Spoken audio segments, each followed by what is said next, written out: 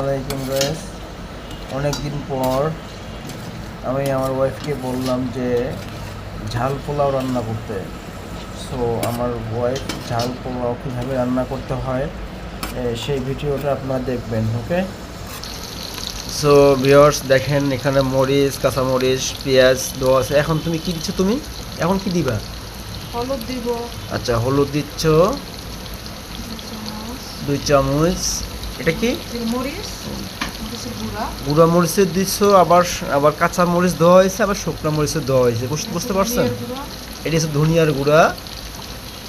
আচ্ছা, আর মশলা।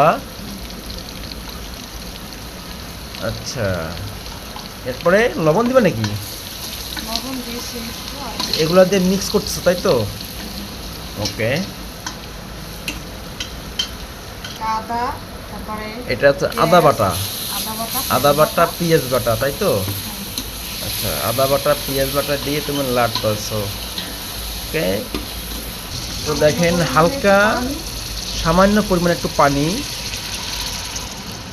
দিয়ে এটারে ভালো করে সিদ্ধ করবে আর কি। বুঝতে পারছেন? এটারে ভালো করে লাইটে সিদ্ধ করবে। ওকে, এখন তুমি লবণ দিচ্ছ।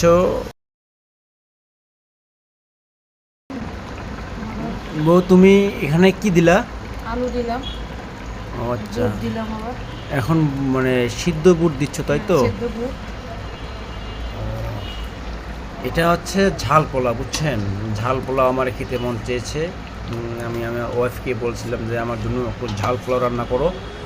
হ্যাঁ, ঝাল পোলাওর মধ্যে দেশি মুরগি মাংস, বুট সব কিছু মিলে ঝাল পোলাও রান্না হবে।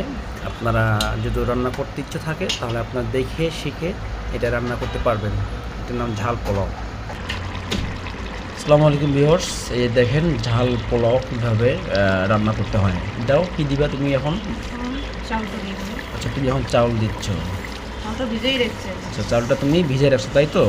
আচ্ছা, চাউলটা ভিজে রেখে মানে চাউলে দেশি মুরগ, বুটে মরিচ, পেঁয়াজ, কাঁচামরিচ, শুকনো মরিচ, গুঁড়া মরিচ সব মরিচ দিতে হবে। আর এখন চাউলটারে লাড়বে। বুঝতে পারছেন? চাউলটারে এখন লাড়বে। দেখেন চাউলটারে এখন লাড়বে। দেখেন কীভাবে চাউলটারে লাড়ে দেয়। বলো,